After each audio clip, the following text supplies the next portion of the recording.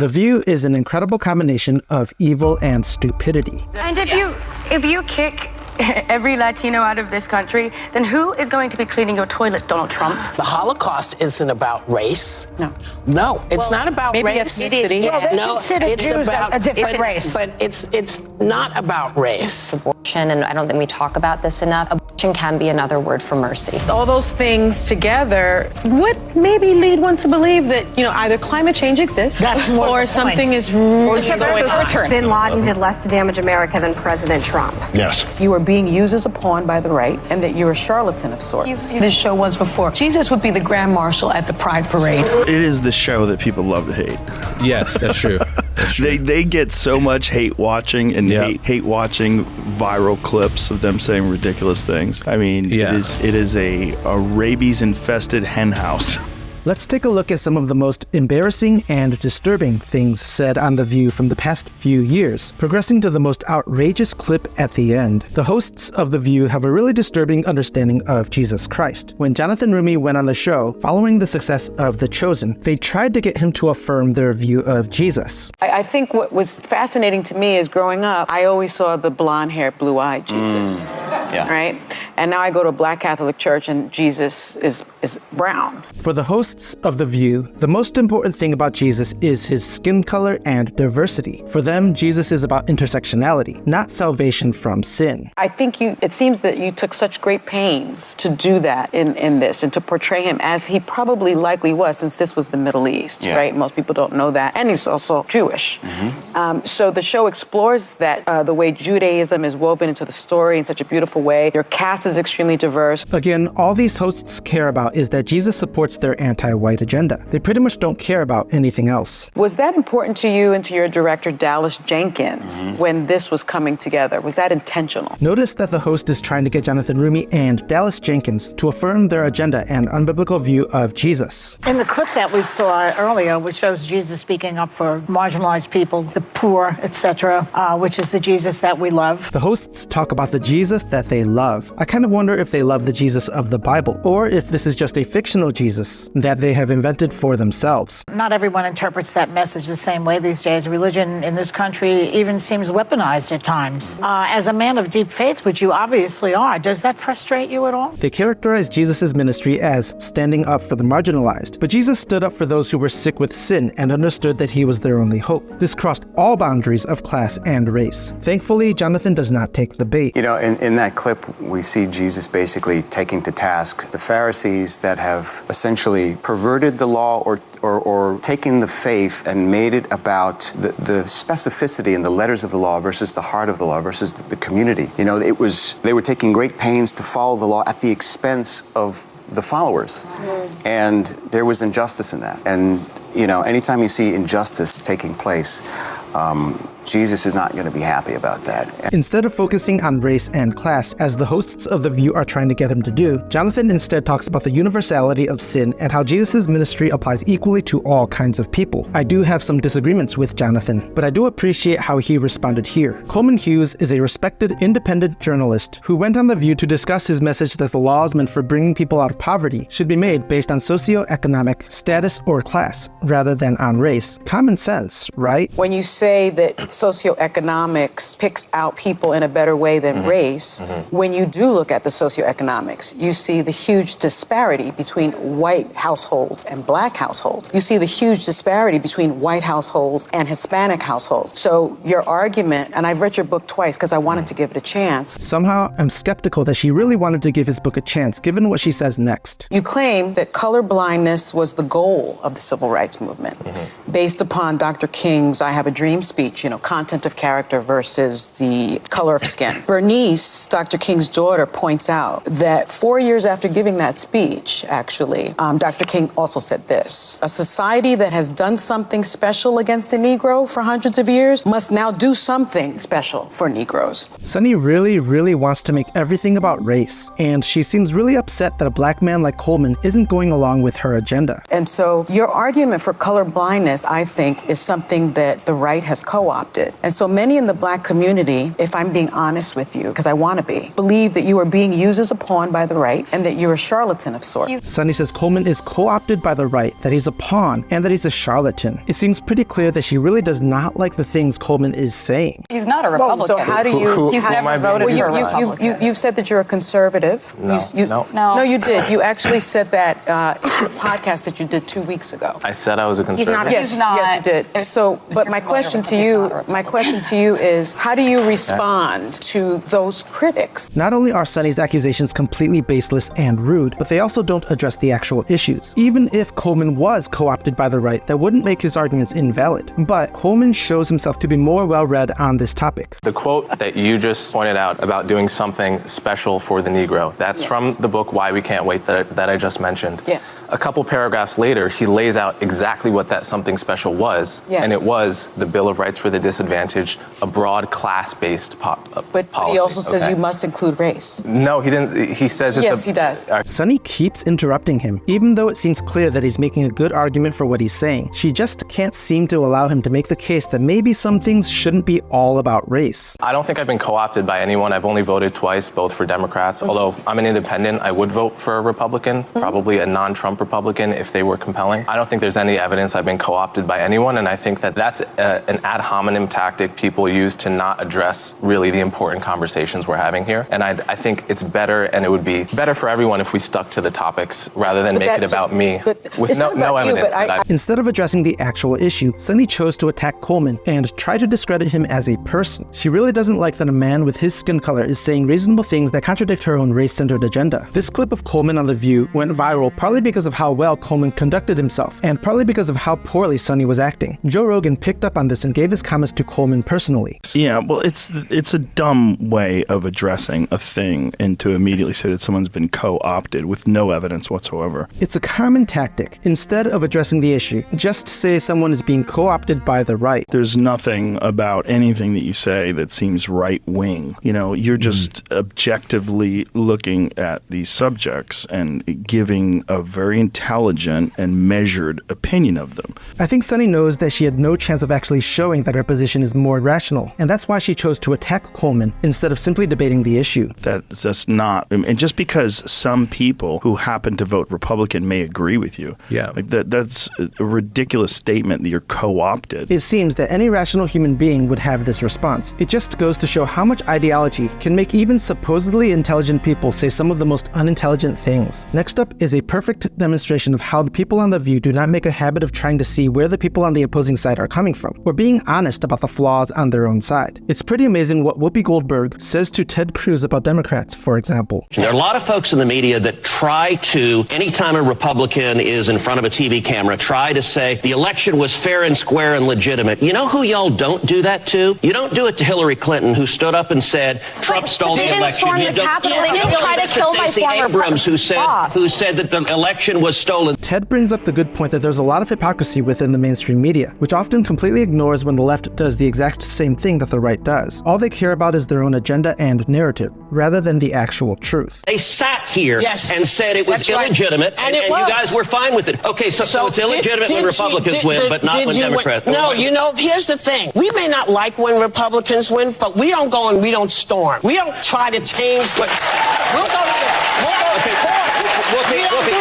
Did I miss an entire year of Antifa riots where cities across this country were burning and police cars were being firebombed? I guess you did. Your position is the left doesn't engage in violence, really? It is absolutely bewildering how she can't see the double standard. Did she really not know about all of the violence that came out of the BLM movement? Or did she just choose to ignore it? Watch Sunny Hostin say one of the most blasphemous things ever said on live television. I don't know that they hide behind religion, because I said this on this show once before. Jesus would be the Grand Marshal at the Pride Parade. Jesus would be the Grand Marshal at the Pride Parade? Jesus, the author of Leviticus, which says that for a man to lie with another man as with a woman is an abomination, the one who created and affirmed the institution of marriage as between male and female, would be the Grand Marshal at the Pride Parade? How does that work? And you know what? You can scream, you can cuss, you can do all the things that you say. But you know what? Gay people are here. They're not going anywhere. There is nothing you can do. You know, You can yell and scream. Christians aren't screaming, cussing, or yelling, so I have no idea what Whoopi is talking about here. We're just telling people what we believe about how God created men and women, with the hope that they might believe and be saved. But, as the Lord, as everybody was talking about, made in God's image. Yep. Made in God's image. There are no but except for. There's none of that. No.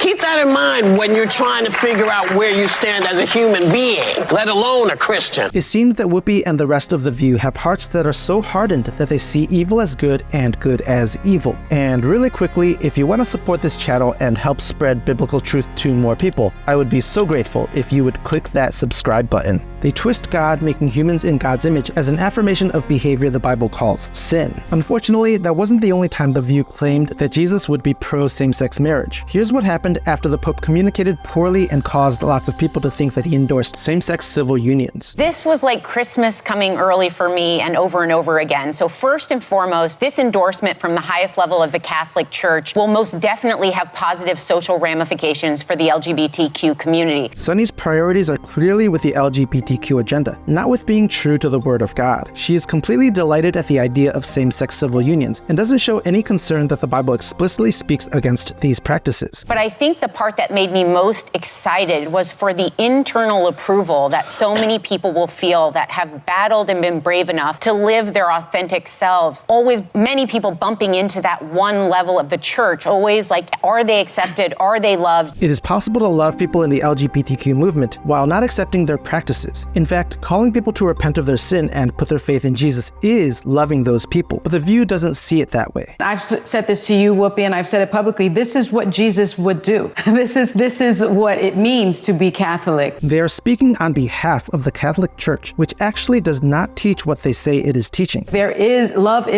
There is no difference. And if you are a true practicing Catholic, you know this. And I'm glad that he said it out loud. I don't know that it went far enough. What he said was that there should be civil unions. The Pope didn't actually say that, but the hosts of The View want so badly for that to be true that they don't actually double check what the Pope really said. Why not marriage? Why not marriage? The Catholic Church still says that marriage is between a man and a woman. I think that is antiquated. I think that our, LGBTQ brothers and sisters deserve the Catholic Church to say marriage is marriage under the Catholic faith and church. They say that the Bible's explicit teachings are antiquated and that Jesus would be affirming of behavior that the Bible actually clearly calls sin. But we don't have to wonder about this because the Bible gives us the answer. Jesus did address homosexuality. He addressed it in Matthew chapter 5 and in Matthew chapter 19. Because in Matthew chapter 5 and Matthew chapter 19, he addressed the issue of marriage. He rooted his understanding of marriage in the teaching in Genesis chapter 2. The teaching in Genesis chapter 2 that gave us marriage between a man and a woman for the purposes of procreation, illustration, and sanctification. He also made it very clear that what man is joined together, what God has joined together, man cannot separate. In other words, God is the author of marriage, not man. Therefore, God is the one who defines marriage, not man. Therefore, man does not have the right to introduce the concept of same-sex marriage. God has a specific plan and purpose for both men and women. These plans are good for us, and being obedient to them causes us to flourish. It seems to be a common theme on The View to argue for a social or political cause by using something completely unrelated. The next clip is one of the most amazing examples of this. We've got the earthquake. Ran down the hallway. The rapture is here. The rapture's here. And then also I learned that the cicadas are coming. Cicadas. Although I love for the first time in like 100 years. No. Two different. Well, this is what I read. Two different times. Two different kinds of cicadas. Yes, two different times are coming. The good cicadas and the bad cicadas. For the first time in many years. No, every 17 years this happens. Well, that's not what I read, but maybe you know better. Cicadas, earthquakes, and the solar eclipse. These things have absolutely nothing in common, yet Sunny seems to think they might be signs of something very specific. In a way. Say all those things together would maybe lead one to believe that, either climate change exists or something is really going on. It's pretty obvious that Sunny sees the world through the lens of her socio-political agenda. How else do you come to such ridiculous conclusions? Another ridiculous conclusion the women on The View have come to relates to the value of men in society. The Bible teaches that men and women are both equally valuable and necessary. This is something our country has been built on, and it is fundamental to believe in that if we want to have a good and prosperous society. Let's see if The View agrees. So there's this clip going viral online of a dozen women being asked the following question. Do we need men? Most answered very quickly, no. And only one said she thought women needed a man in their lives. Only one. But the question isn't really do these women think they need men, but rather does society as a whole need men? But when men were asked a similar question, do we need women? Most of them said yes. So why do you think that is? Because men are useless. I mean, love it. She is saying this in a building built by men, enjoying air conditioning installed by men, being protected from criminals by men, married to a man, and going to drive home in a car built by a man. I mean, love it. And by the way, I want to differentiate between straight men and gay men, because I think I would die without gay men. Nobody can gossip like gay men. Nobody can help you accessorize like gay men. Nobody can help you keep you from doing harm to yourself like gay men. But men who are attracted to the same sex can't reproduce or prolong the existence of a civilization. Either these women are really stupid or they're intentionally spreading evil ideas that are simply not true. But with the exception of somebody like Steve, I think Steve is very self-sufficient. That's Joy's husband. But like my husband, it takes a village of women to make sure that he's not emaciated, starving, and living in his own filth. Imagine if there was a panel of men sitting around and talking about women this way. These women would consider them misogynist and horrible. The double standard is so obvious. I have Handy Manny at home. He fixes everything. When things go bump in the night, he's the one that goes downstairs. When there's a bug to be exterminated, he does the extermination. Nope. When there is something to be fixed, he fixes it. He throws out the trash and he throws out the recyclables. I enjoy all the man stuff. She says she enjoys all the man stuff, but she is also happy to sit on this panel bashing men. Wait a second. I know what you're going to say, but wait. She's really talking about a servant, let's face it. No. It's a handyman she's talking no, about. it's a handyman. Oh, it's a handyman with benefits. We do not have... Well, but the things that you're describing, you could pay somebody to do that. We're not talking about that. What about the inner life of a man? Some of these women claim to be Christians. Do they know that Jesus Christ was a man? Jesus laid down his life to please God the Father and save his people from destruction, and he set the standard for all men to follow. This is what men are called to do: lay down their lives for their families and their communities, to love unconditionally and provide safety for everyone they can, to the glory of God. But they say men are useless? Their lack of thankfulness and perspective is shocking. I need my man 3 to 4 times a week, and good for you guys. And then the rest of the time, I need a wife, because I've always said that everyone needs a wife. No, I tease Vicky, my producer, in the morning. I was like, if you'd like to join Max and I, not in that way, but like Vicky and I could kill it as a household runners. Like we would be laughing, giggling, doing all the things, and Max would be so psyched I was wasting all my words somewhere else anyway.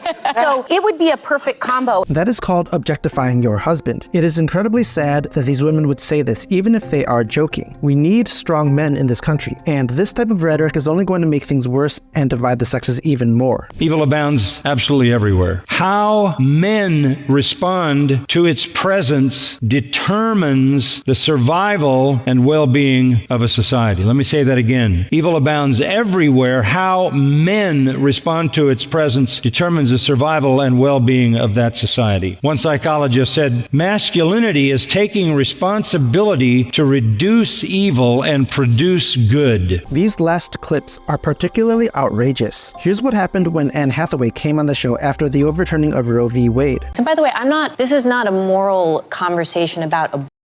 Right. This is a practical conversation about women's rights, and by the way, human rights, because women's rights are human rights, and the freedom that we all need to be able to choose and build our lives and have access to excellent health care. So according to Anne Hathaway, freedom is having the ability to end the life of your own children before they are born, so that you can go do whatever you want to do in life. And healthcare is the taking of human life inside of the womb. This is pure evil. But the absolute worst thing she says is next. May I just say one other thing, and just without going into too many details, my own personal experience with abortion, and I don't think we talk about this enough. Abortion can be another word for mercy. We don't know. We don't know. But we actually do know. It's not mercy to end the life of a human being in the womb. When you allow for choice, you allow for flexibility, which is what we need in order to be human. So that anyway, I just wanted to include that, especially for that health. part. Especially for that. It's not set in stone. Just because you get pregnant doesn't mean you get to keep that baby. Yeah, it's a health decision. Being human doesn't include the flexibility to end the lives of babies in the womb. Even though these words are shocking, God is not shocked by them. And these women would be terrified of what God says he will do to people who endorse evil like this. The righteous person will show regard for the life of his beast. Even the beast, the righteous will show concern for. It says this though, but the mercy of the wicked is cruel. The mercy of the wicked is cruel. Take a look at how they compare Donald Trump and bin Laden. You said recently via tweet that Trump and his family have done more damage to America than bin Laden and ISIS combined. Whatever you think about Trump, it's pretty ridiculous to equate Trump with bin Laden and ISIS, which explicitly and unapologetically seek the destruction of America and the West. Bin Laden was dedicated to the destruction of everything that we hold dear in our freedom. So when you perhaps compare some people it to think that, Trump is dedicated to the destruction. I believe I'm asking of things the question. To I believe I'm asking Keith. Well, actually, it was my question. Thankfully, Meghan McCain pushes back pretty strongly here, but the others on the panel seem to be loving what he is saying. You don't have to love Trump, or even like him a little bit, to acknowledge that he is not as bad as a radical group that ended the lives of 3,000 people in one morning. Take a look at why they say it should be okay to end the lives of some preborn babies. I think it sets back the pro-life cause if you're saying that you're not even at the bare minimum going to have exceptions for incest and life of the mother. I think this is draconian, it's backward. But babies can't control the immorality that may have brought them into existence. Is it okay to just end their lives because of this? Another argument that we often want to make is that, yes, we are all for life. However, we need to recognize that in some instances there is abortion and there is incest, and that we need, or there's rape and there's incest, and we need to have abortion in those cases of rape and incest. In other words, if your father is a certain kind of sinner, it's okay to kill you. The people who bring up these crimes never talk about the punishment for people who commit those crimes, only for the children who are brought into the world as a result. Evil, wicked spiritual warfare. And there are people today who are enraged. There are people who are actually in mourning today. Do you hear me? There are people who are on their knees sobbing in tears because something less than 3,000 plus babies a day are going to be murdered in this country. And for them, that is just unthinkable. That is spiritual wickedness in high places. If this baby is born, this baby will suffer. And no parent would want their baby to suffer. So the merciful thing to do as a parent, if the doctor tells you that your baby is going to suffer, is to end the baby's life in order to end their suffering. If God thought that way, he wouldn't have sent his son to die on a cross. So we see the sanctity of human life, even human life that is destined for suffering. The last clip is of Kelly Osbourne talking with a panel about Donald Trump and immigration. She tries to make a point, but it doesn't exactly come off how she may have thought it would. There are a lot of Latinos here in this country that do agree that the immigration problem is a problem and it does need to be addressed and it does need to be fixed. Interesting. But making those comments, those racist comments, do not help. And if you kick every Latino out of this country, then who is going to be cleaning your toilet, Donald Trump? This was a pretty unfortunate mistake by Kelly Osbourne. She was trying to come off as woke, but ended up coming off the exact opposite. You can see her realize her mistake in real time. Oh, that's no. In the sense that,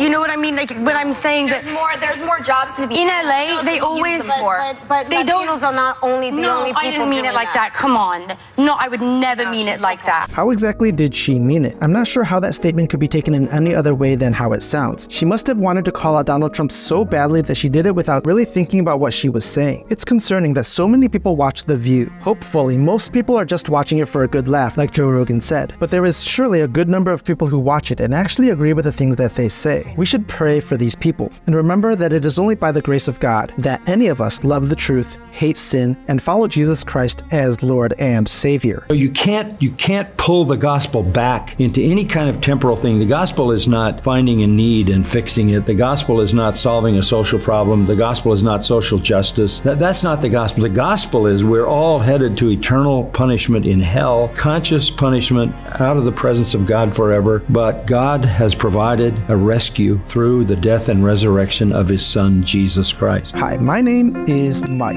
I'm a deacon, a husband, a father, a software engineer, and an amateur maker of videos. Thank you so much for watching this video. If you want to help me in my mission to spread biblical truth, just subscribe and watch these videos until the end, which will help the YouTube algorithm recommend these videos to more people. I'm committed to using the skills and gifts God has given me to glorify Him and communicate biblical truth, and I would be so grateful if you would come be a part of what I'm building. You can visit my website at joyfulexile.com to learn more about me and what I'm working on. I hope you're having a blessed day. I will see you in the next video, and remember, this world is not our home.